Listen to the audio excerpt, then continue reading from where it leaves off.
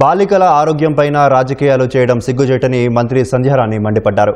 గురుకుల పాఠశాలలో విద్యార్థులకు అన్ని సౌకర్యాలు కల్పిస్తున్నామని, దురదృష్టవశాత్తు పిల్లలు అస్వస్థతకు గురైతే ప్రతిపక్ష నేతలు దుష్ప్రచారాలు చేయడం తగదన్నారు.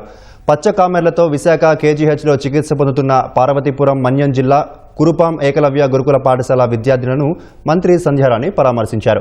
గిరిజన బిడ్డలంటే తమ పిల్లలుగానే భావించి హాస్టల్లో ఉన్న వారికి కావలసినవన్నీ సమకూరుస్తున్నట్లు తెలిపారు. విద్యార్థులందరూ పూర్తిగా కోలుకొని క్షేమంగా ఇంటికి వెళ్లేంత వరకు తమదే పూర్తి బాధ్యత అన్నారు. అందరికీ మ్యాక్సిమం కూడా అందరికీ జాండీసే ఉంది, ఫీవర్ జాండీస్.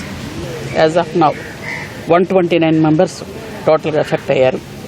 అయితే ఇక్కడ 37 మెంబర్స్ ఉన్నారు. మిగిలినందరూ పార్వతీపురంలో ఉన్నారు. అయితే ఎవరిది డేంజర్ సిచ్యుయేషన్ ఎవరికీ లేదు. అయితే పిల్లలందరికీ కూడా హెపటైటిస్ ఏ ప్రాబ్లం కూడా కొంతమందికి ఉంది. దానివల్ల కూడా పిల్లలు చాలా వీక్ అవ్వడం అది ఇబ్బంది అవుతుంది. ఇది జాండీస్ ఫీవర్ తగ్గినంత వాళ్ళకు ఆ వ్యాక్సిన్ కూడా వేసి పంపించడానికి అన్ని రకాలుగా ప్రభుత్వం ఏర్పాట్లు చేయడం కూడా జరుగుతుంది. 600 మెంబర్స్ ఉన్నారు. వాళ్ళకి టాయిలెట్స్ కొంచెం అంటే ఒక 30 దాటి ఉన్నాయి టాయిలెట్స్, ఇబ్బంది అవుతుందని అర్జెంటుగా నిన్ననే మేము ఇంకొక 40 టాయిలెట్స్ కూడా మొదలుపెట్టాం ఆ స్కూల్లో. ఒకవేళ టాయిలెట్ వల్ల ఏమన్నా ప్రాబ్లం ఉందేమో అని అక్కడ ఉన్నటువంటి ఏఎన్ఎంస్ కూడా, ఎందుకంటే చాలామంది ఏఎన్ఎంస్ లేరు అని ఒకటే అంటే ఇట్లాంటి ఏదైనా ఒక సిచ్యువేషన్ జరిగితే అయ్యో పిల్లలు ఇలా జరిగింది అనడం కాకుండా కొంతమంది ప్రతిపక్ష నేతలు ఎలా అంటే అక్కడ ఏఎన్ఎం లేరు అందుకే ఎలా ఉన్నారు. ఏఎన్ఎం ఉన్నా ఒకసారి జ్వరం వచ్చి జాండీస్ వచ్చాక ఏఎన్ఎం ఎంతవరకు చేయగలుగుతారు అంతవరకే చేయగలుగుతారు. ఆ తర్వాత హాస్పిటల్ తీసుకెళ్ళి జాయిన్ చేయాలి. అంటే కష్ట సమయాల్లో కూడా మమ్మల్ని విమర్శించడమే పనిగా పెట్టుకున్న వాళ్ళకి నేను సమాధానం చెప్పదలుచుకోలేదు. కానీ పిల్లలంటే గిరిజన బిడ్డలంటే మా బిడ్డలు, దానిలో ఎటువంటి తేడా లేదు.